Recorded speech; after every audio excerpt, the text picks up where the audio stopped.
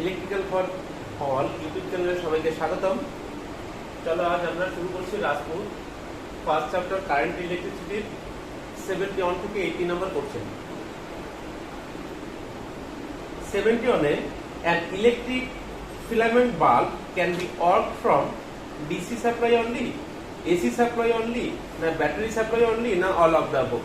দেখো এখানে সঠিক উত্তর হবে all of the above, কারণ আমরা জানি বাল্ব ইউনিটি পাওয়ার ফ্যাক্টরে অপারেট হয়।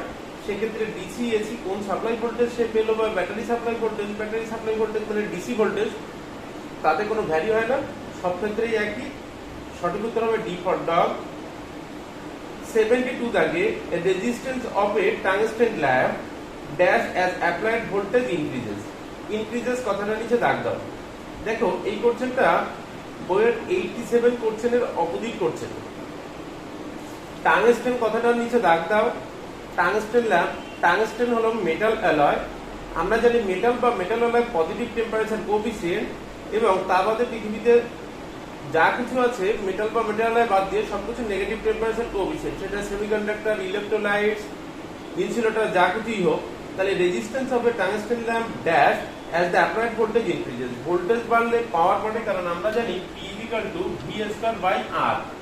তাহলে কি directly proportional to V²। Voltage বাড়লে পাওয়ার বাড়ে, পাওয়ার বাড়লে ব্রাইটনেস বাড়বে, ব্রাইটনেস সঙ্গে সঙ্গে তোমার হিট জেনারেশন বাড়বে। এবার হিট জেনারেশন বাড়লে আমরা জানি মেটাল বা মেটালটাই পজিটিভ টেম্পারেচার কোএফিসিয়েন্ট পজিটিভ মানে টেম্পারেচারের সঙ্গে রেজিস্টিভিটি ডিরেক্টলি প্রপোর্শনালে ভ্যারি করে। অতএব ভোল্টেজ বাড়ার সঙ্গে সঙ্গে অটেজ বাড়লে হিট বাড়লে রেজিস্ট্যান্স বাড়বে। তাহলে সঠিক উত্তর হবে ইনক্রিজেস। এখানে যদি টাংস্টেন ল্যাম্প না বলে 87 দাগের কোশ্চেনের মতন যদি ওখানে কার্বন ফিলামেন্ট ল্যাম্প বলতো তাহলে কিন্তু ডিক্রিজ হতো। তো এখানে ইনক্রিজেস সঠিক উত্তর হবে। আর ডিক্রিজেস যেটা লেখা আছে এ দাগে, তার পাশে একটা অ্যারো চিহ্ন দিয়ে লিখে রাখো কার্বন ফিলামেন্ট ল্যাম্প। এ দাগের পাশে লিখে রাখো কার্বন ফিলামেন্ট ল্যাম্প, কারণ carbon filament lamp semiconductor device বলে সেটা নেগেটিভ টেম্পারেচার কোএফিসিয়েন্ট, আর নেগেটিভ টেম্পারেচার কোএফিসিয়েন্ট হলে ডিক্রিজের উত্তর হতো। তাহলে 72 দাগে এখানকার অপশন অনুসারে বি দাগ সঠিক উত্তর। 73 দাগে electric current passing through the circuit produces a magnetic effect, luminous effect, thermal effect, chemical effect. দেখো এখানে সবগুলো এফেক্টই হয়। ইলেকট্রিক কারেন্ট পাস করলে কোন একটা সলিনয়েডের ভেতর কারেন্ট ফ্লো করলে সেখানে ম্যাগনেটিক এফেক্ট তৈরি হবে। কোন একটা ইলেকট্রিক বাল্বের ভেতর কারেন্ট ফ্লো করলে লুমিনাস এফেক্ট আমরা পাবো, আলো জ্বলবে। কোন একটা হিটার কয়েলের ভেতর দিয়ে ইলেকট্রিক কারেন্ট পাস করলে সেখানে হিট জেনারেশন হবে, হিটিং এফেক্ট পাবো।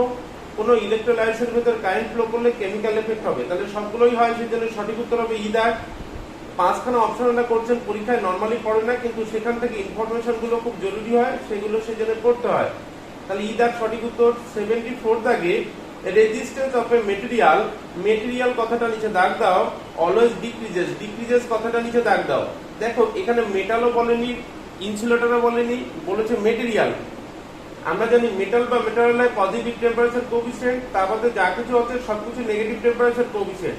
সেজন্য টেম্পারেচার ভেরিয়েশনের সঙ্গে কোন একটা মেটেরিয়ালের রেজিস্ট্যান্স বাড়বে না কমবে সেটা তখনই বলা যাবে যে তখন সেটা মেটাল না নন মেটাল নাকি ইনসুলেটর কোন ক্যাটাগরির ভেতর সে পড়ছে। এখানে মেটেরিয়াল বলেছে, সেজন্য এটা সঠিকভাবে বলা যাবে না। তো অপশনগুলো দেখো, resistance of A material always decreases কথাটা নিচেও দাগ দাও। কখন temperature of material is decreases, আমি জানি না যে সেটা মেটালের ভেতর পড়ে নাকি সেমিকন্ডাক্টর ভেতর না ইনসুলেটর, কিছু উল্লেখ করে দেয়নি, সেজন্য এ দাগ সঠিক উত্তর বলা যাবে না।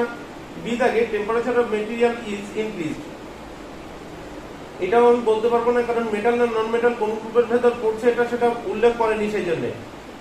তাহলে সিধাই কি বলছে, number of free electron available become more. দেখো ফ্রি ইলেকট্রনটাই কারেন্টটাকে ফ্লো করায়, তাহলে ফ্রি ইলেকট্রনের অ্যাভেলেবিলিটির উপর নির্ভর করে কারেন্ট কন্ডাক্টিং ক্যাপাবিলিটি। তাহলে এখানে সঠিক উত্তর সেই জন্য সিধা হবে, কারণ এটা মেটাল হোক নন মেটাল হোক আলটিমেটলি ফ্রি ইলেকট্রনটাই কারেন্ট ফ্লো করবে এবং কারেন্ট ক্যারিং ক্যারিয়ারটার উপরই নির্ভর করবে রেজিস্ট্যান্স। তাহলে সেই জন্য number of free electron available become মোরটা সঠিক উত্তর হবে। আর none of the above is correct, এটা উত্তর হবে না, সিধা সঠিক উত্তর। 75 দাগের কোশ্চেনটা very important. If the efficiency কথাটা নিচে দাগ দাও of a machine is to be high, মেশিনের এফিসিয়েন্সি হাই করতে গেলে হোয়াট শুড বি লো, কোন জিনিসটাকে লো করতে হয়? ইনপুট পাওয়ার। ইনপুট পাওয়ার তুমি কমিয়ে দিলে আউটপুটও তো সেই রেশিওতে কমতে পারে বা তার থেকে বেশি রেশিওতে কমতে পারে। সেই জন্য কনফার্ম করে বলা সম্ভব না যে ইনপুট পাওয়ার কমালেই তোমার এফিসিয়েন্সিটা হাই হবে। লসেস, হ্যাঁ লসেস কমালে অবশ্যই এফিসিয়েন্সি হাই হবে, কারণ আমরা জানি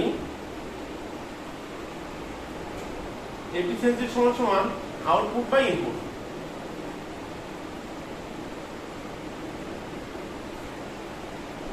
আউটপুট সমান সমান ইনপুট মাইনাস লস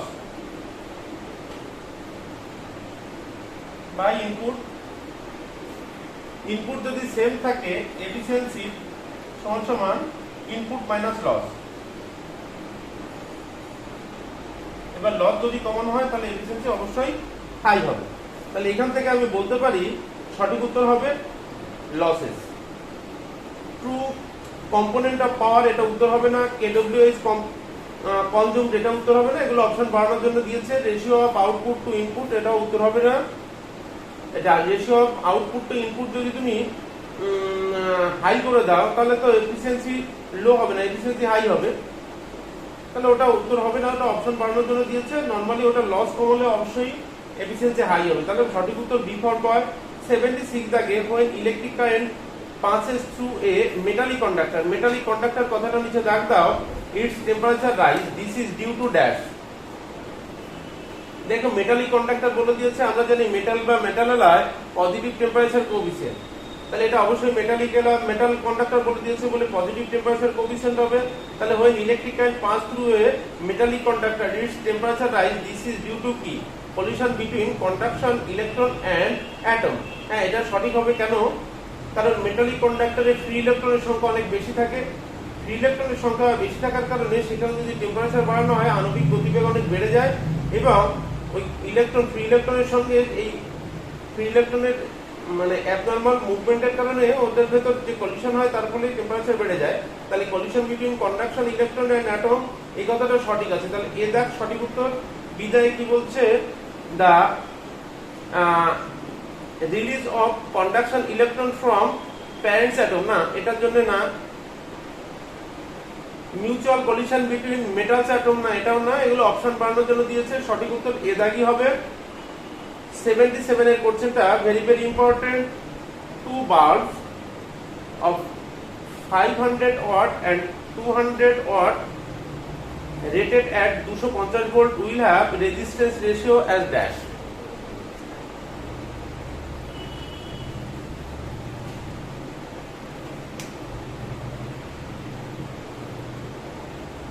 তাহলে দুটো বাল্ব দেওয়া আছে, তাদের ওয়াটেজ দেওয়া আছে, ভোল্টেজ দেওয়া আছে, তাদের resistance ratio R equal to V square by P। তাহলে দুটো ক্ষেত্রেই দেখো ভোল্টেজটা বলেছে 250 ভোল্ট, তাহলে ভোল্টেজ কনস্ট্যান্ট। তাহলে ভোল্টেজ যদি কনস্ট্যান্ট থাকে R inverse to proportional to P। তাহলে R inverse to proportional to P, সেখান থেকে আমি বলতে পারি R1 is to R2 সমান সমান 1 by P1 is to 1 by P2, বা R1 is to R2 সমান সমান P1 1 by P1 R 1 by P2। তাহলে এটাকে উল্টে দাও, P2 is to P1। তাহলে রেজিস্ট্যান্সের যে রেশিও তার উল্টো রেশিওতে ওয়াটেজ ভ্যারি করবে। তাহলে এখানে 500:200 ছিল রেজিস্ট্যান্স মানে তোমার ওয়াটেজ। তাহলে ওয়াটেজের সঙ্গে সম্পর্ক কি? Inverse proportional. তো তাহলে ওয়াটেজের সঙ্গে ইনভার্স প্রপোর্শনাল সম্পর্ক বলে 500:200 লিখেছিল, সেখানে এখানে লিখতে হবে 200:500 2:5। যদি এটা বুঝতে না পারো তাহলে এইভাবে করো, 1/500 is to 1/200। 1000 দিয়ে গুণ করে দাও দুটোকেই। 1000/500 ডিভাইডেড বাই 1000/200। 0 0 0 0 2 5 দুগুণে 10 0 0 0 0 5 দুগুণে 10, তাহলে 2:5। এটা হচ্ছে তুমি যদি বুঝতে না পারো তাহলে, আর যদি বুঝতে পারো জিনিসটাকে উল্টে দিলেই হয়ে যাবে, কারণ এরা ইনভার্সলি প্রপোর্শনালে পরস্পর ভ্যারি করছে। তাহলে সঠিক উত্তর সি দাগ। 78 দাগে দেখো এই গ্লাস রড কথাটা নিচে দাগ দাও আর সাইডে একটা অ্যারো চিহ্ন দিয়ে প্লাস ভি, মানে পজিটিভ লিখে রাখো, প্লাস ভি, মানে গ্লাস রডটা পজিটিভলি চার্জ হয় সেজন্য প্লাস ভি লিখে রাখতে বললাম, পরে মানে সুবিধা হবে সেই জন্য। এই glass rod when rubbed with silk cloth, silk cloth কথাটা নিচে দাগ দাও, silk cloth থেকে একটা অ্যারো চিহ্ন নিয়ে যে লেখো মাইনাস ভি, মানে নেগেটিভলি চার্জ হবে সেই জন্য। তাহলে এই glass rod when rubbed with silk cloth is charged because it takes in proton, নাকি its atom are removed, নাকি it gives away electron, নাকি it gives away positive charge। দেখো কোন একটা জায়গা যদি সমতল থাকে, সেই সমতল জায়গায় যদি একটা পুকুর খোঁড়া হয়, যতটুকু পুকুরটা গর্ত হয় পুকুরের পাশে ততটুকু একটা মাটির ঢিবি তৈরি হয়। ইলেকট্রিক্যালি যে কোনো পদার্থ নিউট্রাল থাকে, সেখান থেকে যতগুলো ফ্রি ইলেকট্রন বের করে নেওয়া হয় ঠিক ততটুকু ইলেকট্রনের ঘাটতি সেই মেটেরিয়ালে থাকে। ইলেকট্রনের যে ঘাটতি সেটাকে বলে পজিটিভলি চার্জ, আর যেখানে ফ্রি ইলেকট্রন থাকে সেটাকে বলে নেগেটিভলি চার্জ। তাই কোনো একটা পদার্থের সঙ্গে কোনো একটা পদার্থ যদি ঘর্ষণ করা হয়, তাহলে ঘর্ষণে কেউ ইলেকট্রন হারায়, আরেকজন ইলেকট্রন যতটুকু ইলেকট্রন হারাবে একজন, অন্যজন ততটুকু ইলেকট্রন গ্রহণ করে। যে ইলেকট্রন হারায়, ইলেকট্রনের চার্জ যেহেতু নেগেটিভ, তাহলে সে নেগেটিভিটি হারায়, তার মানে সে পজিটিভ হয়।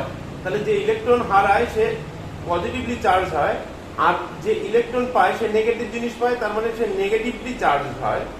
এবার গ্লাস রড যখন চার্জ করা হয় তখন গ্লাস রড থেকে ফ্রি ইলেকট্রন বেরিয়ে যায়, সেজন্য সে গ্লাস রডটা পজিটিভলি চার্জ হয়। আর সিল্ক ক্লথ সেখানে ইলেকট্রনগুলো যে জমা হয় তাহলে সে নেগেটিভলি চার্জ হয়। তাহলে এখানে প্রথমে বলেছে কার কথা, এই গ্লাস রডের কথা। তার মানে গ্লাস রডে কি হয় সেটাই আলটিমেটলি জানতে চাইছে, সেজন্য সঠিক উত্তর হবে C, that it gives away electrons.